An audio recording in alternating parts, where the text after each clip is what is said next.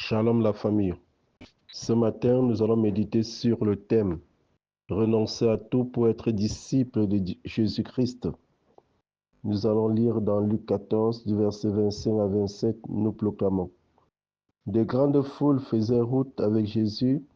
Il se retourna et leur dit, si quelqu'un vient à moi sans me préférer à son père, sa mère, sa femme, ses enfants, ses frères, ses sœurs et même sa propre vie, il ne peut être mon disciple.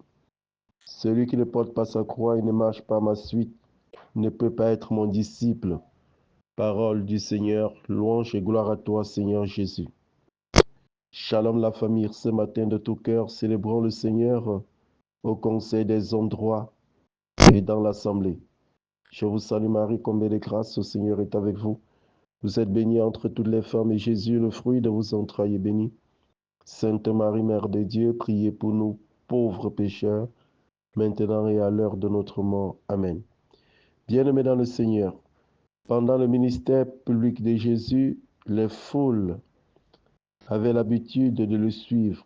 Et dans cette portion de l'évangile de Saint Luc, la parole de Dieu dit, des grandes foules faisaient route avec Jésus. Luc 14, verset 25.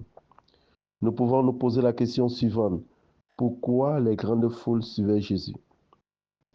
Dans la majorité des cas, c'était à cause des guérisons, des miracles, des délivrances opérées par Jésus durant son ministère. Mais Jésus leur dit de faire attention sur leur manière de le suivre. Dans le monde, nous enregistrons des foules dans les confessions religieuses ou les communautés évangéliques et pentecôtistes où on fait la publicité des miracles, des guérisons, des délivrances. D'autres églisettes vont jusqu'à fabriquer des faux miracles pour séduire les foules. Aujourd'hui, Jésus nous demande de revenir à l'essentiel. Le but d'être disciple de Jésus est d'avoir soif de l'union avec notre Sauveur. Nous voyons les chrétiens qui courent d'église en église pour la recherche du sensationnel. C'est la prostitution spirituelle. Et même d'autres qui sont engagés dans plusieurs groupes de l'église avec des visions différentes. C'est l'expérience de l'instabilité de la lune qui fait objet du monde avec ses variations. Dans le cadre du discernement, une personne qui agit ainsi ne peut pas retrouver l'union avec Dieu. Il y a plusieurs voies, plusieurs visions pour l'union avec Jésus-Christ.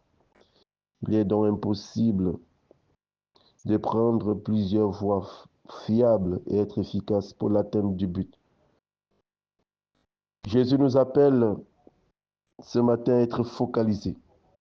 Ce n'est pas bien d'être à la fois dans la chorale, dans le groupe des enfants de cœur, dans l'apostolat flamme d'amour, dans l'apostolat d'honneur et de réverbum. Jésus est tout proche de nous, dans la simplicité, l'effacement et l'abandon. Il est dans nos cœurs, nous devons le retrouver. Bien-aimés dans le Seigneur, la condition pour vivre l'union à Dieu, comme Saint Jean de la Croix dans son expérience de la montée du Carmel, est de renoncer à tout. Les parents, les biens matériels, les postes juteux, et même notre propre personne comme les martyrs. Ce renoncement, ce serait dans l'annulation de ma propre volonté pour épouser totalement la volonté de Dieu qui se trouve dans la parole de Dieu. La Bible, le magistère et la tradition apostolique. Même si le Saint-Esprit nous révèle, nous donne des révélations, elles doivent être en harmonie avec la parole de Dieu qui est le principe du discernement spirituel. Une femme chrétienne qui est mariée à un franc-maçon riche. Bien-aimé, ce n'est pas parce qu'on a des biens matériels qu'on est des dieux, même si nous sommes à l'église tous les jours, il y a au premier banc.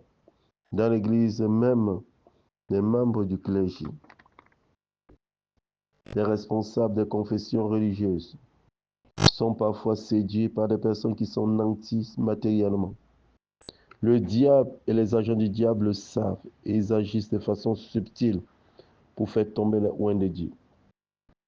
C'est la faiblesse humaine, nous devons nous repentir et prier pour ces personnes que Dieu a mis au devant de nous pour nous conduire au ciel.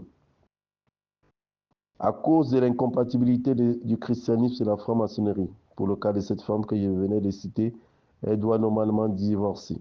Et elle refuse à cause des biens matériels. Elle ne peut pas être appelée disciple de Jésus. Jésus ne nous demande pas de nous séparer de nos familles lorsque nous sommes chrétiens, mais nous devons persévérer dans notre foi chrétienne et la proclamer dans nos familles. Le renouvellement, le renoncement qui nous fait retrouver Jésus est la clé de l'épanouissement spirituel et matériel, car la parole de Dieu dit que nous devons chercher premièrement le royaume de Dieu et sa justice, et tout le reste nous sera donné de surcroît. Donc, tout ce que nous avons renoncé d'avance nous sera donné en surplus et en bonus. Gloire à Dieu. Soyons des dons pour nos frères et sœurs, comme la très sainte Vierge Marie, Notre-Dame de la Visitation. Amen. Bien-aimé, pose sa main sur le cœur, je vais prier. Merci Seigneur pour cette parole de ce matin.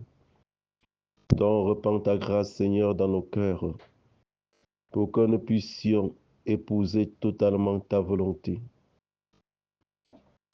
et recevoir en surcroît toutes les choses nécessaires pour notre vie sur cette terre. C'est au nom puissant de Jésus que j'ai prié. Amen.